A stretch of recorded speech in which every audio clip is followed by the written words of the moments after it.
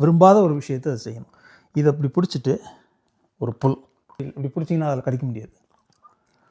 For example, இப்போ நான் இவன் வாயிலேருந்து எடுக்கணும்னா, வாயிலேருந்து எடுக்கணும்னா, களி அவுட்,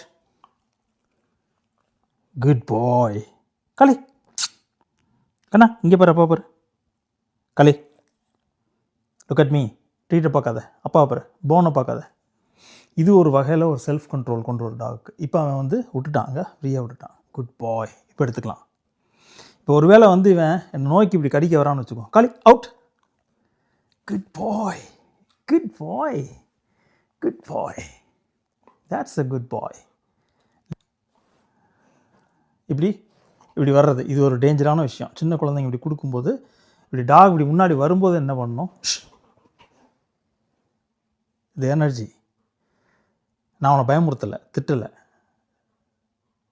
ரிலாக்ஸ்டாக அட் த சேம் டைம் ஃபேர்மாக கம்யூனிகேட் பண்ண. நோ, இந்த பொறுமை போகுது, நோ நோ, பொறுமை போகுது. இப்போ வந்து என்ன பண்ணணும், இப்போ நான் ஒரு வேளை லீஷ் கையில் இல்லைன்னா இப்படி அடியில் பிடிச்சிட்டு களி. இப்போ என்கிட்ட ஐ கான்டாக்ட் கொடுக்கும்போது நான் ஒன்றும் பண்ணக்கூடாது. வெயிட்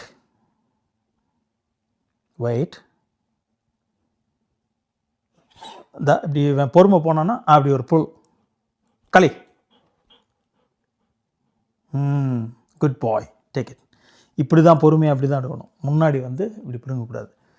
இது வந்து இன்றைக்கி ஒரு சின்ன டிப். ஒரு டாக் வந்து உங்கள் கையில் கடிக்குதா, உங்கள் கையில் கடிக்கிறத தடுக்கிறதுக்கு என்ன பண்ணுன்றது.